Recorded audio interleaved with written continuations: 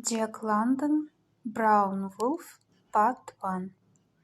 She had delayed because of the dew-wet grass in order to put on her overshoes, and when she emerged from the house, found her waiting husband absorbed in the wonder of a bursting almond bud. She sent a questing glance across the tall grass and in and out among the orchard trees. "Where's Wolf?" she asked. "He was here a moment ago." Walt Irwin drew himself away with a jerk from the metaphysics and poetry of the organic miracle of blossom and surveyed the landscape. "He was running a rabbit the last I saw him." "Wolf! Wolf! Here, Wolf!" she called as they left the clearing and took the trail that led down through the waxen-belt manzanita jungle to the country road. Irving thrust between his lips the little finger of each hand and lent to her efforts a shrill whistling. She covered her ears hastily and made a wry grimace. "My, for a poet! Delicately attuned and all the rest of it, you can make unlovely noises. My eardrums are pierced. You outwhistle." "Operas. I was about to say a street Arab," she concluded severely. Poesy does not prevent one from being practical, at least it does not prevent me. Mine is no fertility of genius that can't sell gems to the magazines. He assumed a mock extravagance and went on. "I'm no attic singer, no ballroom warbler.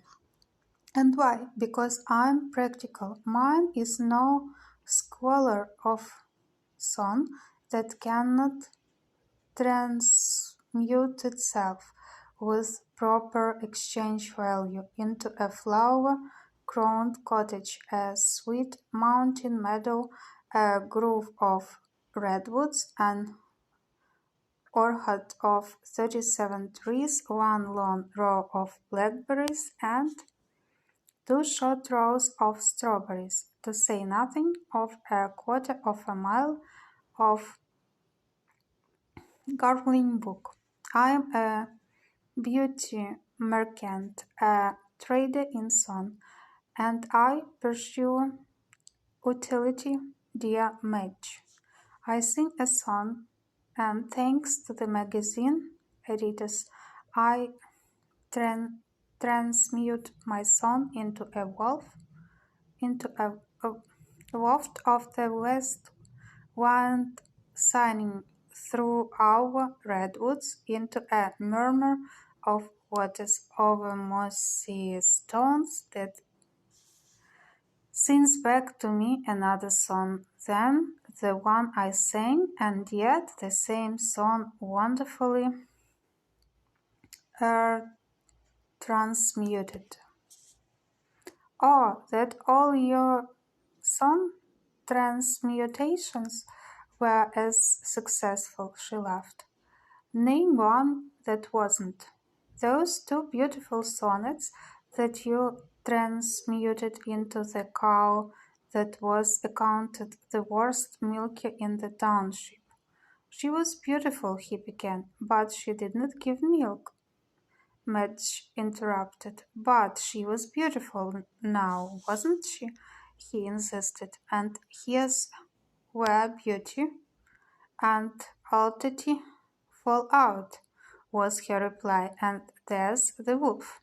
From the thicket-covered hillside came a crashing of underbrush, and then 40 feet above them, on the edge of the sheer wall of rock appeared a wolf's head and shoulders.